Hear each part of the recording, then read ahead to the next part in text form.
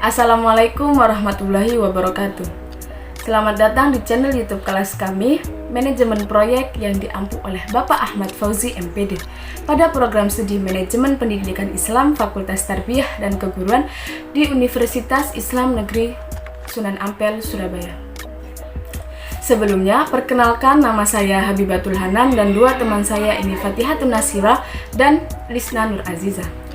Pada mata kuliah manajemen proyek kali ini, kami akan menjelaskan tentang perencanaan proyek. Jadi, pada video kali ini, kami akan memaparkan tentang pengertian, tujuan, fungsi, komponen perencanaan proyek, serta logical framework. Selamat menyaksikan. Oke, langsung saja menuju pembahasan yang pertama, yaitu mengenai definisi perencanaan proyek. Perencanaan adalah sebuah bentuk kegiatan untuk menentukan apa yang harus dilakukan dan bagaimana cara melakukannya.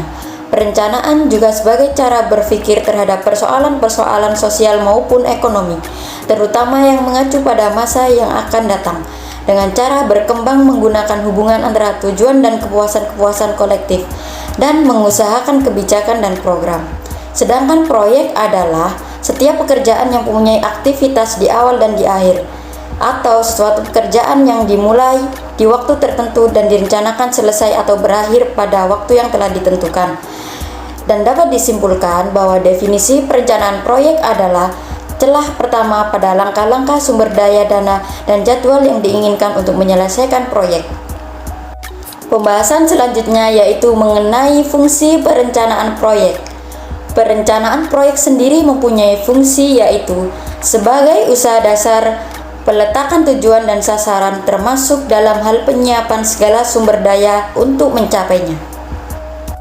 Dan adapun tujuan perencanaan proyek adalah 1. Menjadi pegangan bagi pelaksana terkait alokasi sumber daya untuk melaksanakan kegiatan.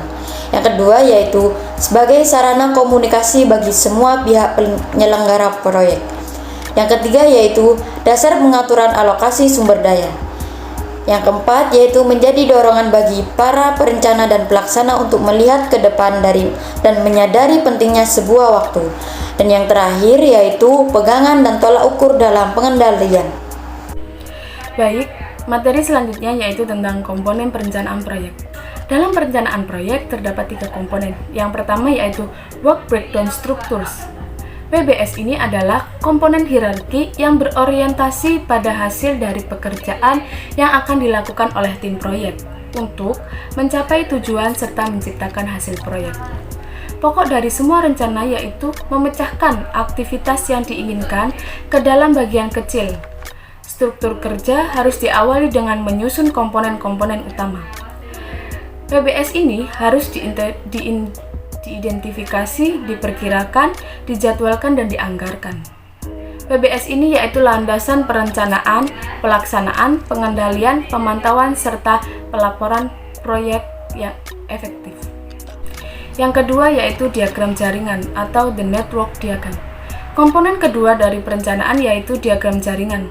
Dalam diagram, tipe yang sering digunakan yaitu bagian PET, Program Evaluasi and Review Teknik. PET ini adalah suatu metode yang bertujuan untuk mengurangi adanya penundaan maupun gangguan produksi. Yang ketiga yakni penghitungan biaya proyek.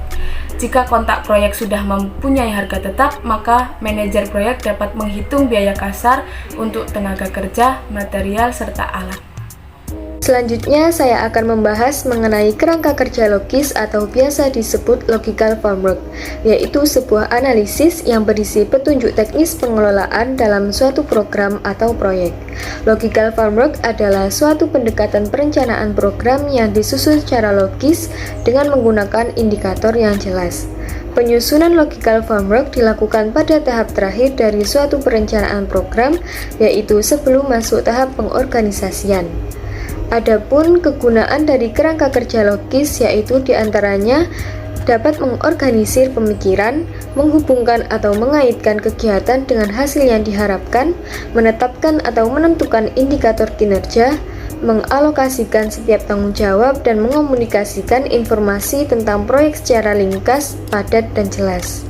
Pelaksanaannya, logical framework dapat disusun dalam bentuk matriks atau biasa disebut dengan log form matrix yang terdiri dari 4 elemen dasar, yaitu yang pertama, hubungan antara goals, objektif, output, dan activities, yang kedua, logika vertikal dan logika horizontal, yang ketiga, indikator, dan yang keempat, asumsi dan risiko yang perlu diidentifikasi pada tahap penyusunan program. Goals dalam logical framework yaitu sebagai tingkatan dengan tujuan tertinggi, merupakan hasil akhir tetapi di luar kontrol program. Yang kedua yaitu objektif atau sasaran program, merupakan rincian atau bagian dari goals. Bagaimana cara dapat mencapai goals tersebut? Kemudian output adalah hasil spesifik yang harus diperoleh sesudah program berakhir.